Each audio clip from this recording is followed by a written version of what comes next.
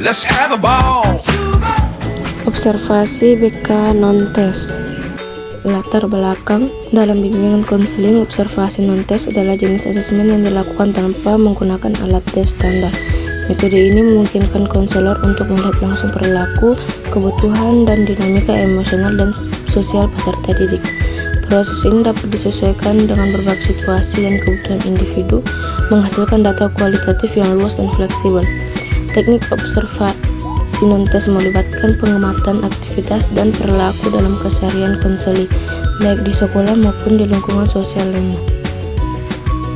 Adapun definisi observasi menurut Adler menyebutkan bahwa observasi merupakan salah satu dasar fundamental dari semua metode pengumpulan data dalam penelitian kualitatif, khususnya menyangkut ilmu-ilmu sosial dan perilaku manusia.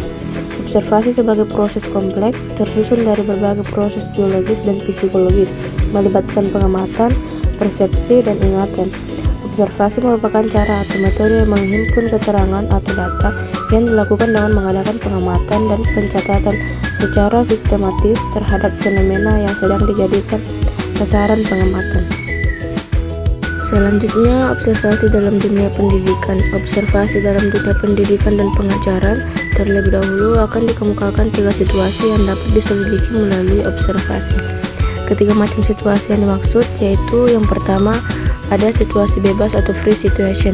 Yang kedua, ada situasi yang dibuat atau manipulate situation. Dan yang ketiga, ada situasi campuran atau partially control.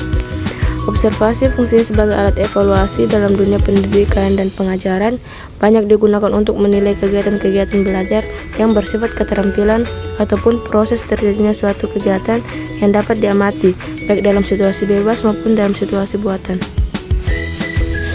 Adapun jenis-jenis observasi, yang pertama ada observasi sistematik dan unisistematik, yang kedua ada observasi eksperimental, yang ketiga ada observasi natural, yang keempat ada observasi partisipan, yang kelima ada observasi unobstrusif, dan yang keenam ada observasi formal dan informal.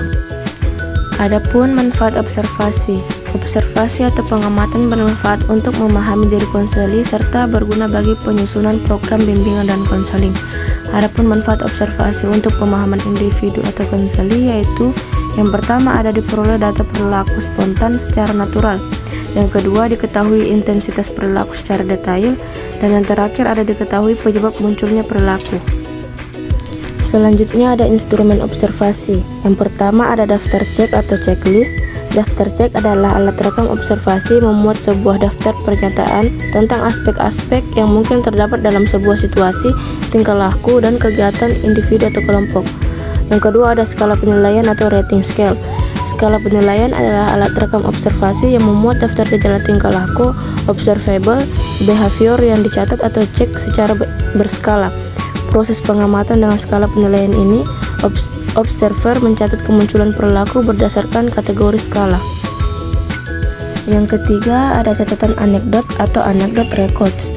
Catatan anekdot merupakan alat perekam observasi secara berkala terhadap suatu peristiwa atau kejadian penting yang melukiskan perilaku dan kepribadian konseli dalam bentuk pernyataan singkat dan objektif. Dan yang keempat ada alat-alat mekanik. Alat-alat mekanik adalah alat-alat elektronis dan optis yang digunakan untuk merekam data selama proses observasi. Alat-alat mekanik ini biasanya digunakan sebagai alat bantu atau dukung pengumpulan data dengan teknik lain seperti wawancara.